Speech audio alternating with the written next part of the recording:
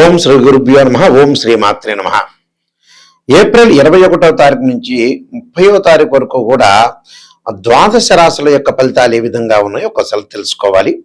తెలుసుకునే ముందు ప్రధానంగా మనం ఒక రాశి ఫలితాలు చెప్పేటప్పుడు ఇవన్నీ కూడా గోచారరీత్యా చెప్పబడే ఫలితాలు అనేది అందరూ కూడా ప్రేక్షకులందరూ కూడా గమనించాలి.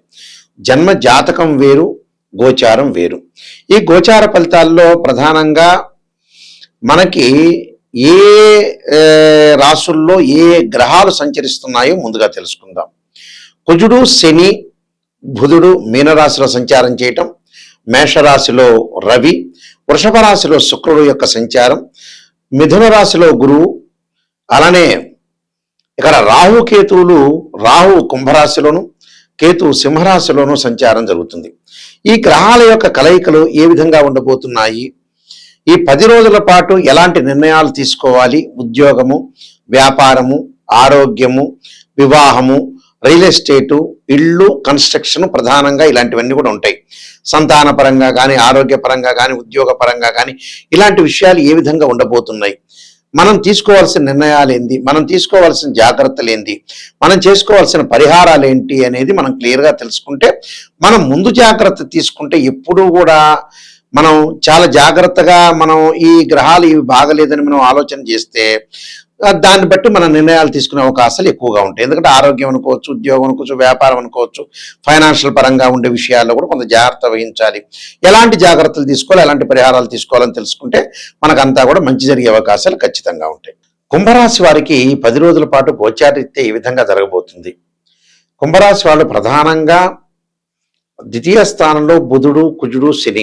ద్వితీయ స్థానంలో బుధుడు వల్ల వ్యాపార పరంగా అనుకూలంగా ఉంటుంది, వ్యాపార పరంగా చిక్కులు ఉండవు, భాగస్వామ్య వ్యాపారం బాగా కలిసి వచ్చే అవకాశాలు ఎక్కువగా ఉంటాయి.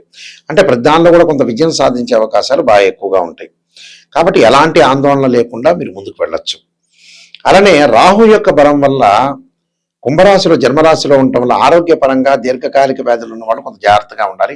ఆరోగ్యపరంగా కొన్ని ఇబ్బందులు రాకుండా చూసుకోవాలి. ఆరోగ్యపరంగా కొంత నష్టం జరిగే అవకాశం ఉంటుంది. కాబట్టి అలానే భయభ్రాంతులు చెందాల్సిన పని ఏమీ లేదు. ప్రశాంతంగా ఆరోగ్యాన్ని చూసుకుని మానసికంగా ఆందోళన లేకుండా చూసుకోవాలి. పంచమ స్థానంలో గురువు యొక్క సంచారం, చతుర్థంలో శుక్రుడు యొక్క సంచారం వల్ల వివాహాది శుభ కార్యక్రమాలు జరగటం ఒకటి, ఆర్థిక పరంగా ఆదాయం బాగా పెరుగుతుంది, భాగస్వామ్య వ్యాపారం అనేది బాగా కలిసి రావటం, అలానే ఆర్థిక పరంగా మొండి బాకీలు వసూలు కావటం, ఆర్థిక పరంగా ఉండే లావాదేవీల విషయంలో కూడా చాలా అనుకూలంగా ఉంటుంది. అంటే మానసికంగా సౌఖ్యము, కార్యాల్లో జయము, అలానే ఫైనాన్షియల్ పరంగా ఎదుగుదల, బ్యాంకు లోన్లు వచ్చే అవకాశాలు బాగా ఎక్కువగా ఉంటాయి. బ్యాంకు లోన్లు రావటమే కాకుండా రియల్ ఎస్టేట్ రంగంలో కూడా అనుకూలంగా ఉంటుంది. ఎందుకంటే ద్వితీయ స్థానంలో కుజుడు యొక్క ప్రభావం వల్ల ఆర్థిక పరంగా దాయాదుల యొక్క విషయంలో కానీ, తండ్రి ద్వారా డబ్బులు రావటం, తల్లి ద్వారా డబ్బులు రావటం, అలానే తాతల దగ్గర డబ్బులు రావటం, అన్నదమ్ముల ద్వారా కూడా లావాదేవీలు ఇవన్నీ కూడా సెట్ అయ్యే అవకాశాలు ఎక్కువ ఉంటాయి. కోర్టు సమస్యల పరిష్కారం జరిగే అవకాశాలు ఎక్కువగా ఉంటాయి. కాబట్టి ఇక్కడ తృతీయంలో రవి వల్ల కూడా ఉద్యోగపరంగా ప్రమోషన్లు, స్థానచలనం జరగటం, అన్నిటా విజయం, సర్వత్రా విజయం లభించడం, అలానే అన్నిట్లో కూడా ప్రధానంలో కూడా వాడు విజయం సాధించే అవకాశాలు ఎక్కువ ఉంటాయి. అంటే వీళ్ళకి కుజుడు బాగున్నాడు, అలానే బుధుడు బాగున్నాడు, రవి బాగున్నాడు, శుక్రుడు బాగున్నాడు, గురువు బాగున్నాడు. ఈ గ్రహాలన్నీ కూడా అనుకూలంగా ఉన్నాయి. కానీ ద్వితీయంలో శని వల్ల, అలానే సప్తమ స్థానంలో కేతు వల్ల కుటుంబ పరంగా భార్యాభర్తల మధ్యలో విరోధ భావాలు రాకుండా చూసుకోవాలి.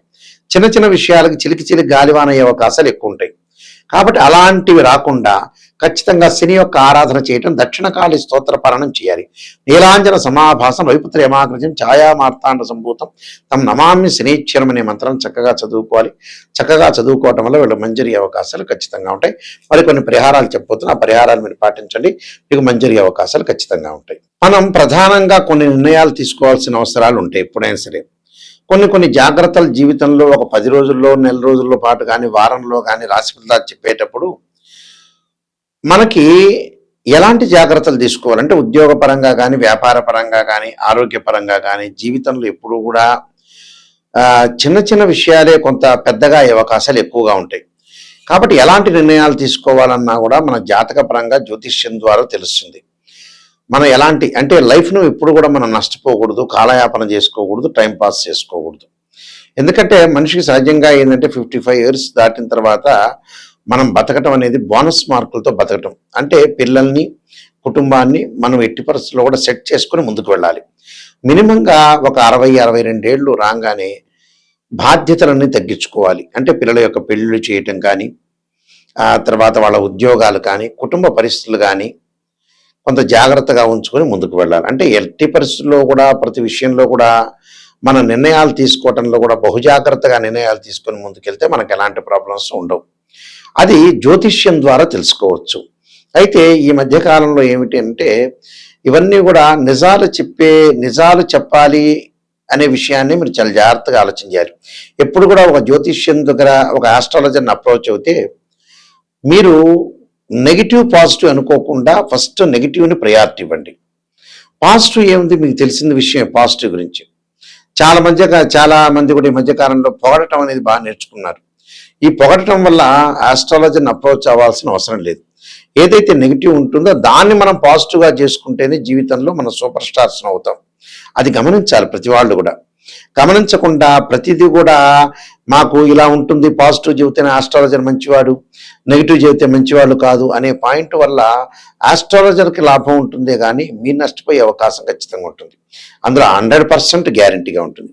కాబట్టి నెగిటివ్ని తెలుసుకుంటే ఆ నెగిటివ్ని పాజిటివ్ చేసుకోవటం ఎలాగా, దానికి రెమెడీసా, పరిహారమా, ఎలాంటి నిర్ణయాలు తీసుకోవాలి, ఉద్యోగం వ్యాపార రంగాల్లో కానీ ఆర్థిక పరంగా ఉండే సమస్యల్లో కానీ ప్రతి విషయంలో కూడా ఖచ్చితమైన నిర్ణయం తీసుకొని ముందుకెళ్తేనే మీకు మంచి జరిగే అవకాశాలు ఎక్కువగా ఉంటాయి. ఎందుకంటే ఖచ్చితమైన నిర్ణయం తీసుకోలేదనుకోండి చాలా ఇబ్బందులు కలిగే సూచనలు బాగా ఎక్కువగా ఉంటాయి. కాబట్టి ఇలాంటి ఇబ్బందులు మీరు అధిగమించాలంటే ఆస్ట్రాలజీ పరంగా కరెక్ట్గా విషయాలనేవి తెలుసుకుంటేనే లైఫ్ అనేది మనకి ముందుకు వెళ్ళే అవకాశం ఎక్కువ ఉంటుంది. ఇవన్నీ కూడా గోచారరీత్యా చెప్పే ఫలితాలు. గోచారం ఎప్పుడు కూడా 20% ఉంటుంది. అంటే ఈ 10 రోజుల్లో తీసుకున్న నిర్ణయాలు. బర్త్ చార్ట్ అంటే ఏంటంటే లైఫ్ లాంగ్గా ఉండే ప్రొటెక్షన్ అని అర్థం. దానికి డివిజనబుల్ చార్ట్స్ 16 లగ్న కుండలు మ్యాథమెటికల్ క్యాలిక్యులేషన్స్ వేసి మన లగ్న కుండలు చూసుకుంటే ఏంటంటే మనకు విషయాన్ని తెలిసిపోతుంది. మనం ఎలాంటి నిర్ణయాలు తీసుకోవాలి, ఎలాంటి నిర్ణయాలు తీసుకొని మనం ముందుకు వెళ్ళాలి, ఎలాంటి ఫలితాలు జరగబోతున్నాయి, మనం ఎలాగ ఉండాలి, ఒక క్యారెక్టర్ కానీ ఉద్యోగం కానీ వ్యాపారం కానీ ఇలాంటివన్నీ కూడా తెలిసేది ఏంటంటే డివిజనబుల్ చార్ట్స్. అంటే వివాహం కాలేదంటే రాశిచక్రము, నవాంశము, భావచక్రం, దశలు, అంతర్దశలు. అలానే వృత్తిపరంగా రాశిచక్రము, దశమాంశము, భావచక్రము, దశలు, అంతర్దశలు. సంతానం కలగాలంటే సప్తమాంశ చక్రాన్ని చూడాలి. అందువల్ల ఈ చక్రాలన్నీ కూడా డివిజనబుల్ చార్ట్స్ ఏదైతే మ్యాథమెటికల్ క్యాలిక్యులేషన్స్ వేసి చూస్తేనే మనం పర్ఫెక్ట్గా తెలుస్తుంది. ఏది పడితే అది చేసుకున్నా, ఏది పడితే అది చెప్పించుకోవటం, ఏది పడితే అది తెలుసుకోవటం. ఎందుకంటే చాలామంది కూడా మా దానిలో కూడా ఆర్ఎంపీ డాక్టర్లు, ఎంబీబీఎస్ డాక్టర్లు, ఎంఎస్ డాక్టర్ లాగా ఉన్నారు. అందువల్ల నిజాన్ని తెలుసుకోండి. నిజాన్ని తెలుసుకుంటేనే మనం పర్ఫెక్ట్ అవుతుంది. నిజాన్ని తెలుసుకోవాలంటే ఖచ్చితంగా నెగిటివ్ని తెలుసుకోవాలి. నెగిటివ్ తెలుసుకుంటే దాన్ని పాజిటివ్గా చేసుకుంటే మనకి మంచి జరిగే అవకాశాలు ఖచ్చితంగా ఉంటాయి. కాబట్టి లేట్ చేసుకోకుండా జీవితంలో ఉన్నది ఏదైతే ఉంటుందో చాలా జాగ్రత్తగా ముందుకు వెళ్తే మనకు మంచి జరిగే అవకాశాలు ఎక్కువగా ఉంటాయి. అలానే నా వెబ్సైట్ www.nayakanti.com, www.nayakanti.in చూడొచ్చు. నేను 15-20 బుక్స్ రాశాను. దాదాపుగా 15 పుస్తకాలు తెలుగులో రాశాను, ఇంగ్లీష్లో 2-3 బుక్స్ రాశాను. టోటల్గా 18 బుక్స్ రాశాను. అందులో కాలసర్పయోగము, కాలసర్పయోగ చంద్రిక, రాహుకేతువులు, ఛాయాగ్రహాలు, అలానే జాతక చంద్రిక, వివాహ మార్తాండము, పుత్రగణపతి వ్రతము, అలానే నవగ్రహ దోషాలకి పరిహారాలు, అలానే సర్వదేవతా గోత్ర పిల్లలు పార్ట్ 1, పార్ట్ 2, స్వప్నశాస్త్రము, ప్రొడక్షన్ ఆఫ్ ఆస్ట్రాలజీ, ఇలాంటి నెంబర్ ఆఫ్ బుక్స్ రాశాను. స్వప్నశాస్త్ర ఫలదీపిక. అలానే నవగ్రహ దోషాలకు పరిహారం చేసుకోవడానికి దశమహావిద్యల యొక్క అమ్మవారి యొక్క స్తోత్ర పారాయణాలు కూడా రాశాను నేను. ఇలాంటి నెంబర్ ఆఫ్ ఆస్ట్రాలజీ బుక్స్ రాశాను. అందువల్ల మీరు నిజాన్ని తెలుసుకుంటేనే జీవితం బాగుపడుతుంది. ఎవరైనా సరే నా దగ్గరికి వచ్చేవాళ్ళు రియలిస్టిక్గా నిజాన్ని తెలుసుకునే వాళ్ళు, జాతకం అనేది గురువు గారు, నాయకంటి గారు నాకు పర్ఫెక్ట్గా కావాలి, నిజాన్ని నేను తెలుసుకోవాలి, నేను బాగుపడాలి మీ ద్వారా అనుకునే వ్యక్తులు మాత్రమే ఫోన్ చేయండి. దానివల్ల నాకు కూడా ఒక సంతృప్తి కలుగుతుంది. అయ్యో నేను ఇలా బాగు చేశాను ఒక వ్యక్తిని. ఎందుకంటే ఒక వ్యక్తిని మనం బాగు చేస్తే కూడా మాలాంటి వాళ్ళకి చాలా సంతృప్తి కలిగే అవకాశాలు ఖచ్చితంగా ఉంటాయి. కాబట్టి ఒక వ్యక్తిని బాగు చేయటం అనేది చాలా ఇంపార్టెంట్. అందువల్ల కొన్ని పరిహారాలు ఉంటాయి.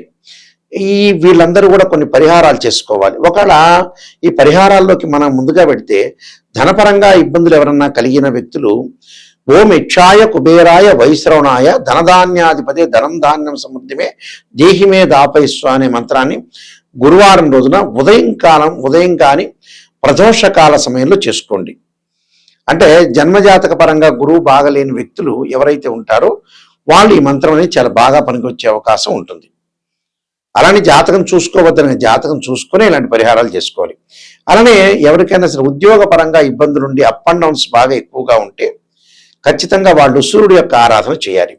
ఎలాగా? ప్రభాకరాయుధే దివాకరాయుధీమే తన్నో సూర్య ప్రచోదయాతనే సూర్య గాయత్రి మంత్రాన్ని చదువుకోవటం.